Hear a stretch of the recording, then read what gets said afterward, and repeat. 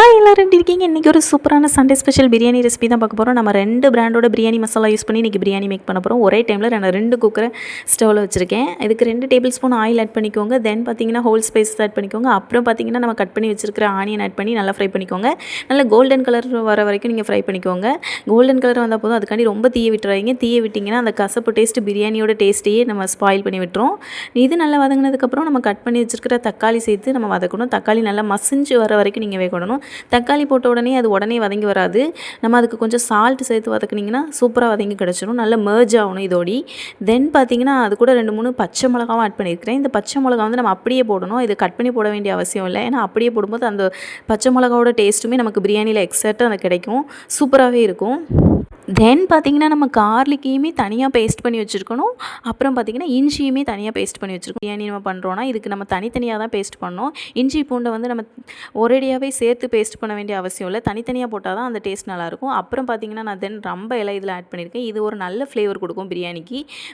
யூஸ்வலாக நம்ம புதினா சேர்ப்போம். இன்றைக்கி என்கிட்ட புதினா அவைலபிளாக இல்லாதனால நான் இன்றைக்கி ரொம்ப இலை சேர்த்துருக்கேன். இதோட ஃப்ளேவருமே உண்மையாகவே சூப்பராக இருக்கும். தென் பார்த்திங்கன்னா நான் ஜிஞ்சர் பேஸ்ட் ஆட் பண்ணுறேன். இது நல்லா ஃப்ரை ஆகிற வரைக்கும் நல்லா வதக்கி விடுங்க. ரொம்ப ஓவராக தீய விட்டுறாதீங்க. எல்லாமே மீடியம் ஃப்ளேம்லேயே வச்சு நீங்கள் ட்ரை பண்ணுங்கள். தென் பார்த்தீங்கன்னா நான் கார்லிக் பேஸ்ட் ஆட் பண்ணுறேன். இதுவுமே அதே மாதிரி நல்லா வதக்கி எடுத்துக்கோங்க. நான் இன்றைக்கி யூஸ் பண்ணியிருக்கிற பிராண்டோட நேம் பார்த்தீங்கன்னா மூன்ஃபி பாய் விட்டு கல்யாண பிரியாணி மசாலாவும், தென் பார்த்தீங்கன்னா நான் குக்குடு பிராண்டோட திண்டுக்கல் பிரியாணி மசாலாவும் நான் யூஸ் பண்ணியிருக்கிறேன். தென் பார்த்தீங்கன்னா இன்றைக்கி காஷ்மீரி சில்லி வந்து நான் ஊற வச்சுருந்தேன். அதை ஊற வச்சு அரைச்சி பேஸ்ட் பண்ணி அதில் ஆட் பண்ணியிருக்கிறேன். தென் பார்த்தீங்கன்னா கொஞ்சம் கேர்ட் ஆட் பண்ணியிருக்கிறேன். இந்த நம்ம காஷ்மீரி சில்லி ஊற வச்சு அரைச்சி போடும் பிரியாணிக்கு நல்ல ஒரு கலர் கொடுக்கும். தென் ஃப்ளேவருமே அதோட ஃப்ளேவர் நல்லாயிருக்கும். நம்ம அந்த சில்லி பவுடர் ஆட் பண்ணுறதை விட இந்த மாதிரி நம்ம சில்லி பேஸ்ட் ஆட் பண்ணும்போது அந்த கலர் சூப்பரான கலர் நம்ம அச்சீவ் பண்ண முடியும். எந்த ஒரு கலரும் நம்ம இதுக்கு ஆட் பண்ண தேவையே இல்லை. ஒரிஜினலான அந்த பிரியாணி கலர் கிடைக்கும். தென் பார்த்திங்கன்னா நம்ம கொரியாண்டர் லீவ்ஸ் ஆட் பண்ணுறோம். இதையுமே லைட்டாக சாட்டே பண்ணிக்கோங்க. இப்போ தான் நம்ம பிரியாணியோட ஹீரோவை இறக்க போகிறோம். நம்ம மசாலா ஸ்பைசஸ் ஆட் பண்ண போகிறோம். நம்ம இந்த மசாலா தான் ஆட் பண்ணுறோம். நான் ஒரு குக்கரில் மூன்ஃபியோட பாய் விட்டு கல்யாண பிரியாணி மசாலா போட போகிறேன். இன்னொரு குக்கரில் குக்குடு பிராண்டோட திண்டுக்கல் பிரியாணி ஸ்பைஸ் ஆட் பண்ணி நம்ம மேக் பண்ணுறோம். இந்த 2 மசாலாவையும் இதில் ஆட் பண்ணிவிட்டு நல்லா வதக்கிக்கோங்க. இந்த மசாலா பவுடரோட அந்த ரா ஸ்மெல் போகிற வரைக்கும் நீங்கள் வதக்கி எடுத்துக்கிட்டாவே போதும். ஓவராக இதை ஃப்ரை பண்ணணுங்கிற அவசியம் இல்லை. தென் பார்த்தீங்கன்னா நான் நல்லா கழுவி வச்சுருக்கிற சிக்கன் இதில் ஆட் பண்ண போகிறேன். நீங்கள் மட்டன் கூட ஆட் பண்ணிக்கலாம். நான் 2லேயுமே இன்றைக்கி சிக்கன் தான் ஆட் பண்ண போகிறேன். நல்லா கழுவி க்ளீன் பண்ணி வச்சுருக்கிற சிக்கனை இதில் ஆட் பண்ணி அதையும் ஒரு நிமிஷம் நான் சாட்டே பண்ணிக்கிறேன்.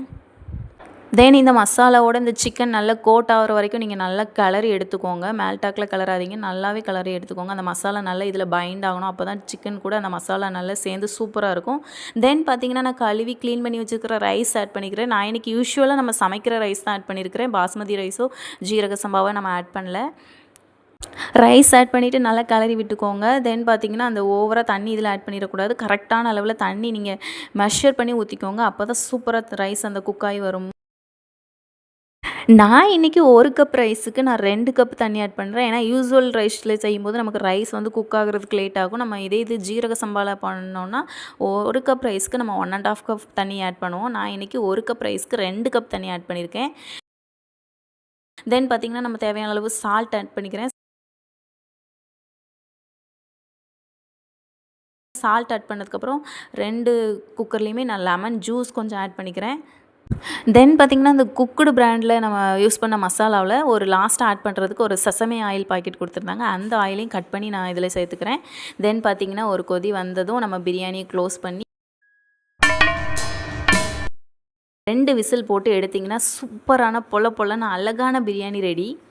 2 பிராண்டில் எது நல்லா இருந்ததுன்னு கேட்டிங்கன்னா 2லேயுமே சூப்பராக தான் இருந்தது. ரொம்ப மட்டமான டேஸ்ட்டில் அப்படி எதுவுமே இல்லை. 2மே டேஸ்ட் நல்லா இருந்தது. ஆனால் எனக்கு பர்சனல் ஃபேவரட்டாக நல்லா இருந்தது எதுனா மூன்ஃபியோட அந்த பாய் விட்டு கல்யாண பிரியாணி அந்த டேஸ்ட் நல்லா போய் எனக்கு பிடிச்சிருந்தது. சூப்பராக இருந்தது.